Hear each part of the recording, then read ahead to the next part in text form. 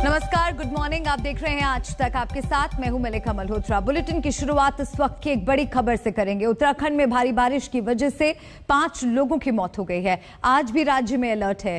CM Pushkar Singh Dhami ने बीती रात स्टेट डिजास्टर कंट्रोल रूम जाकर हालात का जायजा लिया। कुदरत के कहर को देखते हुए फिलहाल चारधाम यात्रा पर रोक लगा दी गई है। यह अहम खबर आपको बता रहे हैं। केरल में लगातार तेज बारिश और बाढ़ की वजह से लोगों को दिक्कतों का सामना करना पड़ रहा था।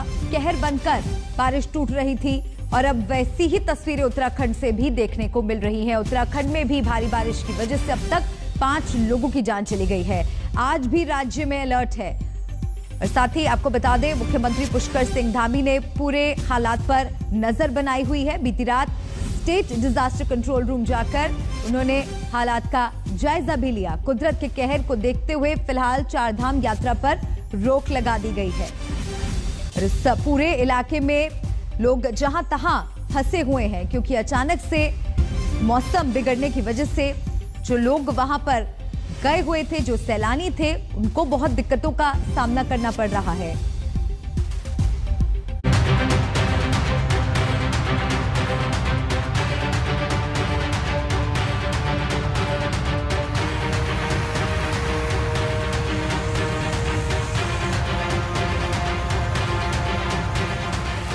दरक रहे हैं पहाड़, उफान पर है नदी नाले, झील हुई लबालब, नहीं थम रही बारिश, गिरने लगी है बर्फ।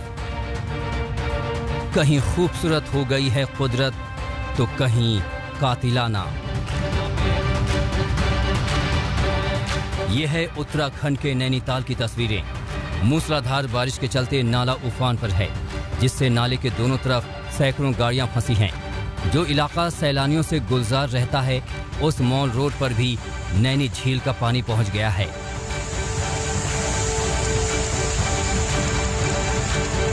1998 में मेरा व्यक्तिगत अनुभव है, तब उत्तराखंड में इतनी बारिश संभवतः हुई थी, इतनी ज़्यादा, लेकिन वो भी इससे कम थी। मैं इस बात को कह सकता हूँ।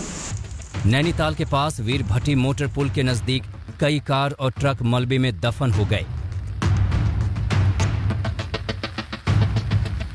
भारी बारिश के चलते भूस्खलन भी भयंकर हो रहा है।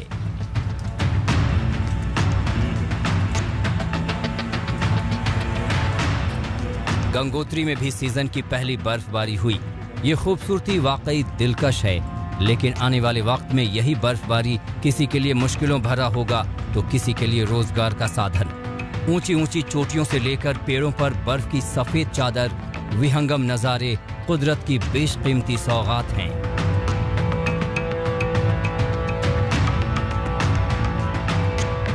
अब उत्तराखंड के धारचूला का नजारा भी देखिए। अभी से बर्फ की सफेद चादर ने सब कुछ कवर कर लिया है।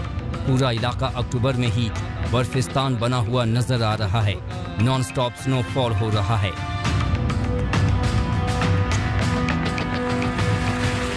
चमोली में दरकते पहाड़ के साथ मलबा जब पानी के साथ गिरा तो देखते देखते नजारा हाहाकारी हो गया।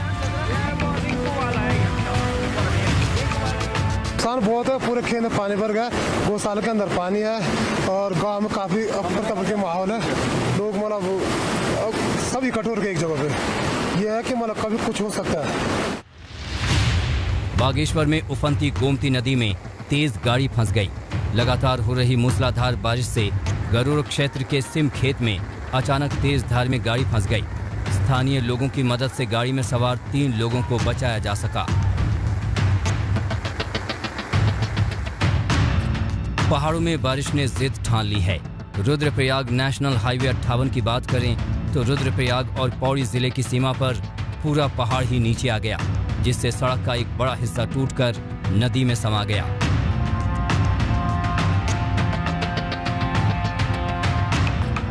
उत्तराखंड में बारिश और बर्फबारी का रेड अलर्ट जारी कर दिया गया है। उत्तराखंड में स्कूल कॉलेज बंद कर दिए गए और लोगों से भी घरों के अंदर रहने को कहा गया है। होटल मालिकों से भी बात करके तीर्थ यात्रियों को होटलों में ही रुकने की अपील की गई है।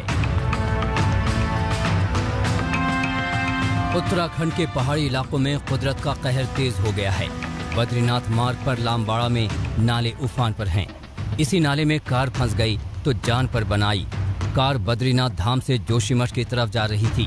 किसी तरह यात्रियों को कार से निकाला गया। बीआरओ की टीम ने मौके पर पहुंचकर कार को बाहर निकाला। बद्रीनाथ जाने वाले यात्रियों को खास तौर पर रोका जा रहा है ताकि कोई बड़ा हादसा न हो जाए। 4 धाम पर निकले हुए तीर्थ यात्रियों की गाड़ियां वापस लौटने लगी हैं। सबसे बड़ा डर केदारनाथ धाम में बना हुआ है, क्योंकि यात्रा पर रोक लगने से करीब 2000 लोग केदारनाथ धाम में ही रुके हुए हैं। उत्तराखंड और वेस्ट यूपी में एक्सट्रीमली हैवी रेनफॉल एक्सपेक्ट कर रहे हैं। मीन 20 सेंटीमीटर से ज्यादा रेनफॉल एक्टिविटी हमारा उत्तराखंड और वेस्ट यूपी में हो सकती है। और इसके एडजॉइनिंग में अगर हिमाचल प्रदेश में देखिए अभी भी काफी इंटेंस कन्वेक्शन है, वहां भी वेरी हैवी मीन 12 सेंटीमीटर तक रेनफॉल एक्टिविटी हो सकती है। और नॉर्थर्न पार्ट ऑफ हरियाणा में भी आज हैवी रेनफॉल एक्टिविटी हो सकती है। आज के बाद जो सिस्टम जैसे आगे मूव करेगा, कल से थोड़ा बढ़ेगा, लेकिन फिर भी हम एक्सपेक्ट कर रहे हैं कि उत्तराखंड में कल भी वेरी हैवी रेनफॉल हो सकती है। कोटद्वार में भारी भूस्खलन एक परिवार के लिए काल बनकर आया। 2 महिला मजदूरों समेत एक बच्ची की जान चली गई। 5 मजदूर टेंट लगाकर एक निर्माण का काम कर रहे थे, जिनका टेंट भारी बारिश के बाद भूस्खलन की चपेट में आ गया। भूस्खलन का खौफ उत्तराखंड के पहाड़ों में गूंज रही है। श्रीनगर के करीब नेशनल हाईवे 58 पर लैंडस्लाइड हुआ तो पहाड़ों से पत्थर टूटने लगे और सड़क पर आवाजाही ठप पड़ गई। वहीं चंपावत के सेला खोला गांव में रिहायशी मकान पर मलबा गिरने से एक महिला की मौत हो गई। उत्तराखंड में कुदरत के कहर को देखते हुए धामी सरकार अलर्ट है। देहरादून में सीएम पुष्कर सिंह धामी खुद ही मोर्चा संभालते हुए बीती रात स्टेट डिजास्टर कंट्रोल रूम पहुंच गए। अधिकारियों के साथ बात की, जिले में तैनात अधिकारियों को जरूरी निर्देश दिए, तो वहीं सीएम धामी को गृह मंत्री अमित शाह ने हर संभव मदद का भरोसा दिया। फिलहाल लोग बारिश थमने का इंतजार कर रहे हैं ताकि जिंदगी पटरी पर लौट सके। नैनीताल से लीला सिंह बिष्ट, रुद्रप्रयाग से दिलीप सिंह राठौड़ के साथ आज तक ब्यूरो। पाकिस्तान अफगानिस्तान के बाद अब बांग्लादेश में भी हिंदू टारगेट पर है। पहले इस्कॉन मंदिर पर हमला हुआ और अब हिंदुओं की बस्तियों में आग से हिंदू दहशत में है। रंगपुर में दंगाइयों ने दर्जनों हिंदुओं के घर फूंक डाले और जमकर लूटपाट की। हसीना सरकार सुरक्षा के दावे कर रही है, लेकिन हकीकत यह है कि बांग्लादेश के हिंदू दहशत की जिंदगी जी रहे हैं।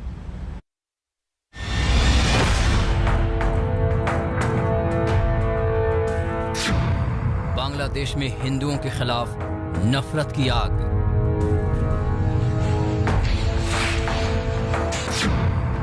रंगपुर में 25 घरों को दंगाइयों ने फूंक डाला।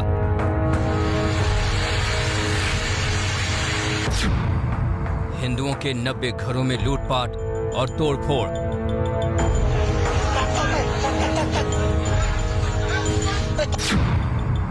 आगजनी के बाद लपटों से घिरा पूरा इलाका। बांग्लादेश में 3 दिन पहले भड़की नफरत की आग अब खतरनाक मोड़ पर है। इस बार निशाने पर आए हैं रंगपुर के हिंदू परिवार।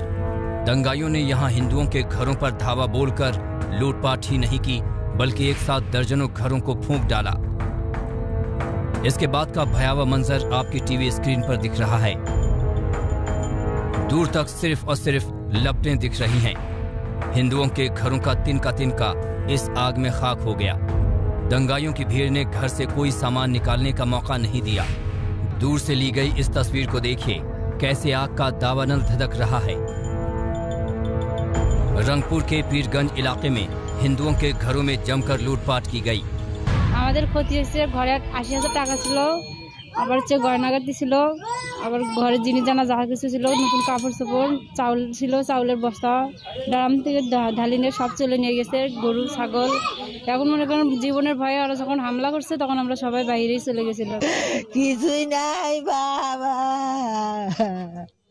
করি খাওয়ার মতো কোনো বুদ্ধি নাই বাবা, কেন করি চলে ঘরে জীবন বাঁচাবো বাবা রে। रंगपुर के एसपी का कहना है कि दंगाई पाकिस्तानी छापामारों जैसे थे। पुलिस एक्शन की बात कर रही है, लेकिन हकीकत यह है कि हिंदुओं पर लगातार हमले हो रहे हैं। ये पिछले शुक्रवार को बांग्लादेश के नवाखाली इलाके में इस्कॉन मंदिर पर हमले की तस्वीर है। 500 से ज्यादा दंगाइयों की फौज इस्कॉन मंदिर के गेट को कितने बेखौफ होकर तोड़ रही है। डरे सहमे एक परिवार का दर्द देखिए। চলো মন্দির সব ভাঙিয়ে লেগেছে, প্লিজ তোমরা বাড়ির ভিতরে ঢুকলেও সাবধানে থাকো। লোকে তো আমার মন্দির ভাঙিয়ে মন্দিরে ঢুকে মন্দির তো মারা যেত, আমাদের তো মারা যেত, সবার বাইরে তো বাবা লোকের মন্দির ভাঙিয়ে এলাইছে। তুমি প্লিজ বাড়ির ভিতরে ভিতরে দোকান টোকান সব ভাঙিয়ে এলাইতেছে, তো বোঝো না কা কোন বাড়ির এদিকে ভিতরে পর্যন্ত ঢুকছে। দরজাটা ঝাটকা রাখো প্লিজ, সবাই অ্যালার্ট করে দাও, মন্দির থেকে বাইরে যেতে বলো।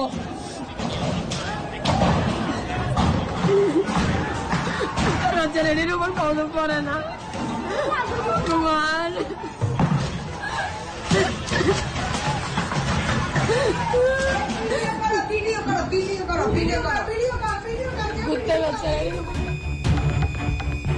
यहाँ कट्टरपंथी हमलावरों ने इस्कॉन के सदस्य पार्थ दास की बेहद क्रूर तरीके से हत्या कर दी। उसका शव मंदिर के पास तालाब में तैरता मिला। इससे पहले बांग्लादेश के चांदपुर के हाजीगंज उप जिला में दुर्गा पूजा मंडपों पर हमले किए गए।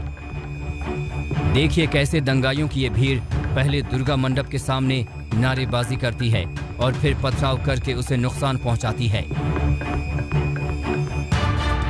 पिछले 6 दिनों से बांग्लादेश के हिंदू बहुसंख्यक मुसलमानों के हमले के शिकार हो रहे हैं। शहर शहर दुर्गा पंडालों को निशाना बनाया जा रहा है, मगर सरकार सिवाय बयान देने के कुछ और नहीं कर पा रही।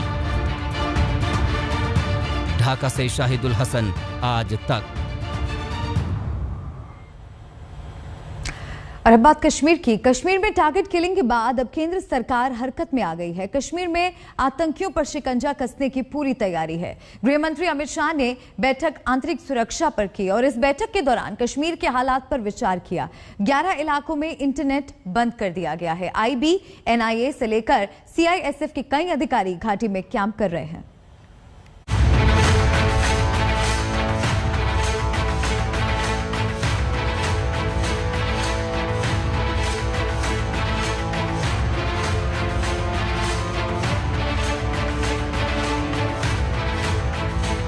पाक परस्त आतंकियों ने पिछले कुछ दिनों से कश्मीर घाटी में खेला है खूनी खेल। जम्मू कश्मीर के लोगों के साथ साथ पहली बार गैर कश्मीरियों को आतंकियों ने निशाना बनाना शुरू किया है, लेकिन उनकी नापाक साजिश का ये दौर ज्यादा लंबा नहीं चलेगा। मोदी सरकार ने आतंक पर जोरदार और निर्णायक चोट करने का मन बना लिया है। सेना घाटी में आतंकियों को मुंहतोड़ जवाब दे रही है। चंद दिनों में दर्जन भर आतंकी ढेर किए जा चुके हैं, लेकिन अब दिल्ली के स्तर पर आतंक के खिलाफ बन रही है नई नई रणनीति। आतंक पर बड़ी चोट करेगी मोदी सरकार। घाटी में आतंकियों के आखिरी दिन, करीब 11 इलाकों में इंटरनेट सेवा बंद। घाटी में बड़े पैमाने पर तलाशी अभियान। कश्मीर में आतंकियों ने जिस तरह से सिर उठाया है और उस पर केंद्रीय गृह मंत्रालय की बारीक नजर है। केंद्रीय गृह मंत्री अमित शाह ने सोमवार को देश की आंतरिक सुरक्षा पर सभी राज्यों के DGP और इंटेलिजेंस अफसरों के साथ बैठक की। इसमें प्रमुखता से कश्मीर के हालात पर भी चर्चा हुई। बैठक में गृह मंत्रालय के आला अफसर भी शामिल थे। सरकार ने कई स्तर पर एक्शन प्लान को अमल में लाना शुरू कर दिया है। जम्मू कश्मीर में पहले ही CRPF के DG कुलदीप सिंह, जो कि NIA के भी DG हैं, उनको भेजा जा चुका है। सूत्रों के मुताबिक IB, NIA, CRPF कई वरिष्ठ अधिकारी जम्मू कश्मीर में पहले से ही कैंप कर रहे हैं। कश्मीर में करीब सभी जगहों पर व्यापक तलाशी अभियान छेड़ा गया है। हाइब्रिड आतंकियों यानी छुपे मददगारों की बड़े पैमाने पर धरपकड़ की गई है। ये तस्वीरें श्रीनगर के लाल चौक की हैं, जहां तलाशी अभियान चलाया जा रहा है। ऐसी ही तलाशी कई और इलाकों में ली जा रही है। सूत्रों के मुताबिक गृह मंत्री अमित शाह का जम्मू कश्मीर का दौरा 23 अक्टूबर से शुरू हो रहा है। शाह का दौरा ऐसे समय हो रहा है जब गैर स्थानीय लोगों को टारगेट किलिंग कर निशाना बनाया जा रहा है।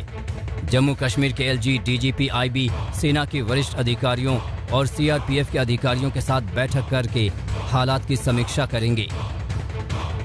निहत्थे को मार करके पहलवान बनते हैं। हमारे देश में इस तरह की चीजों को बर्दाश्त नहीं किया जाएगा और जल्द ही लोग खात्मा भी हो। और इससे बहुत ही इसे वो ना समझे कि हमारे देश में लोगों के बीच कोई विभाजन हो सकता है। हम लोग देश में सब लोग एक हैं। जाहिर तौर पर आतंक को लेकर मोदी सरकार की जीरो टॉलरेंस नीति है। इसका असर एक के बाद एक आतंकियों को ठिकाने लगाने के रूप में देखने को मिल रहा है। ब्यूरो रिपोर्ट, आज तक। हर बड़ी और अहम खबर पर नजर हमारी बनी हुई है। वक्त एक ब्रेक का है, जल्द लौट रहे हैं, देखते रहिए आज तक। विदेश मंत्री एस जयशंकर इजराइल के दौरे पर हैं। यरूशलेम में दिव्यांगों के एक समारोह में पहुंचे विदेश मंत्री उस वक्त हैरान रह गए जब बॉलीवुड का एक हिट गाने ने माहौल को मजेदार बना दिया।